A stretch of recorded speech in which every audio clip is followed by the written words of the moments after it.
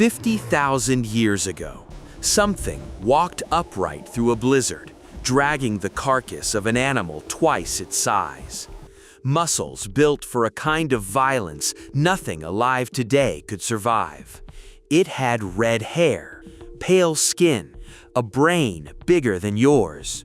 And right now, tonight, a fragment of its blood is beating inside your chest, deciding how your immune system fights off a virus, how your skin reacts to the sun, how much pain you can endure before it breaks you. For over 100 years, we were told that creature was a brute, slow, stupid, a failed evolutionary experiment that lost because it simply wasn't smart enough to live. Here's the part that should make you furious.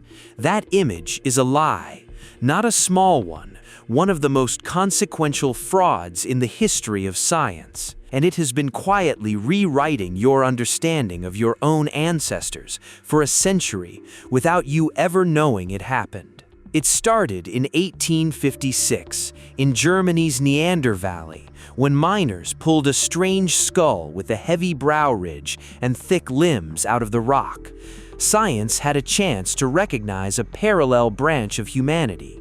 Instead, in the early 1900s, a French scientist named Marcel Boule reconstructed one of the first nearly complete skeletons as a hunched ape-like creature with bent knees and a jutting neck, and the world believed him.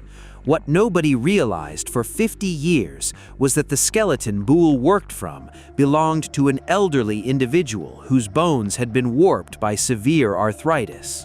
The slouch wasn't Neanderthal anatomy, it was disease.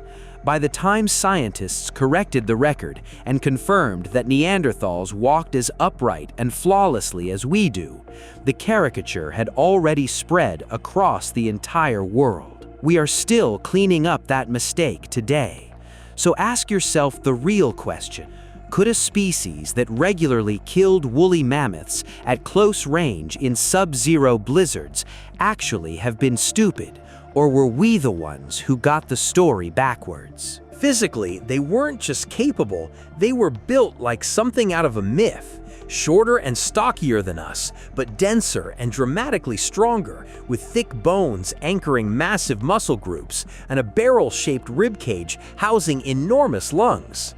Their large noses functioned as natural climate control, warming and humidifying brutally cold air before it ever reached their lungs. Ancient DNA even revealed that many of them had pale skin and red hair, which means the accurate image isn't a hunched gray brute. It's a muscular, pale-skinned, red-haired hunter walking out of a blizzard with a spear in hand. And the injuries on their skeletons tell you exactly how they hunted. Healed fracture patterns nearly identical to modern rodeo athletes who wrestle enormous animals, meaning Neanderthals weren't throwing spears from a safe distance. They were driving them directly into mammoths, woolly rhinos, and bison at brutally close range, again and again, for 400,000 years, across territory stretching from Spain to Siberia. That's longer than our own species has even existed. But their most dangerous asset wasn't muscle, it was what sat inside their skull, a brain that averaged up to 1,500 cubic centimeters, larger than the modern human average, and it wasn't wasted capacity. If your instinct right now is there's no way a brute figures out complex chemistry, good, hold on to that, because this is exactly the kind of buried history worth subscribing for. Neanderthals were functionally Earth's first chemists. They distilled birch bark into an industrial-grade adhesive by heating it in a completely sealed, oxygen-free environment at an exact temperature, a process so precise that a single mistake reduces the bark to useless ash. No thermometer, no lab, just controlled, repeatable mastery of a reaction most people today couldn't reproduce without instructions. They used that glue to haft stone points onto spears, spun plant fiber for nets, and tailored fitted clothing from animal hide. They carved necklaces from golden eagle talons 130,000 years ago, before our own ancestors had even reached Europe. They engraved geometric patterns and pressed red handprints onto cave walls in Spain. They buried their dead deliberately, and in Shanidar Cave, archaeologists found a Neanderthal man, blind in one eye, missing most of one arm, with severe leg trauma, who still lived to an old age. Someone fed him, sheltered him, and protected him for years. That's not survival of the fittest. That's compassion sustained over decades. And deep inside a cave in southern France, over 300 meters from daylight, in total blackness, someone built massive ring structures out of hundreds of deliberately broken stalagmites, with the remains of fire at the center, roughly 176,000 years ago. That's organized collective labor with a purpose we still can't fully explain. Their diet backs up the same picture. Dental tartar analysis shattered the old myth of the pure raw meat carnivore. Neanderthals cooked grains, roots, and nuts, gathered shellfish and fish along coastlines, and even used medicinal herbs. They cared about flavor enough to roast and soak wild seeds before eating them. Yes, some sites show evidence of survival cannibalism during brutal famine winters, but the exact same grim evidence shows up on early Homo sapiens bones from identical crises. That wasn't savagery unique to them.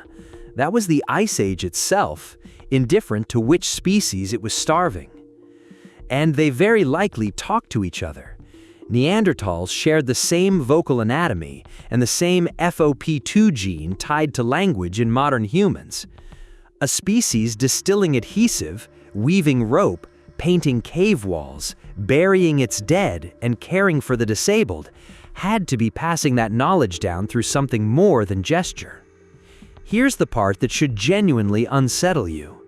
When Homo sapiens finally reached Neanderthal territory, the meeting wasn't a slaughter. In multiple places, it became something closer to a merger. Hybrid children born from both lineages, carrying cold tolerance and strength alongside sapiens' social complexity.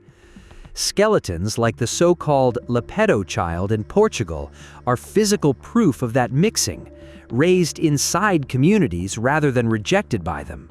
Neanderthals disappeared as a distinct lineage around 40,000 years ago, but not through violent conquest. Shifting climates fractured their populations into small, isolated groups with dangerously thin genetic diversity. Arriving Homo sapiens gradually absorbed what remained, and a catastrophic volcanic eruption in Italy made an already fragile situation worse. Geneticist Svante Pääbo won a Nobel Prize for finally sequencing their genome and proving what that ending actually meant. They never fully died out. Their genes are in your immune system right now, helping fight off infection, in your skin, quite possibly in how you register pain. They didn't lose to us because they were less intelligent or less capable. They simply had worse luck in smaller numbers at the wrong moment in a shifting world.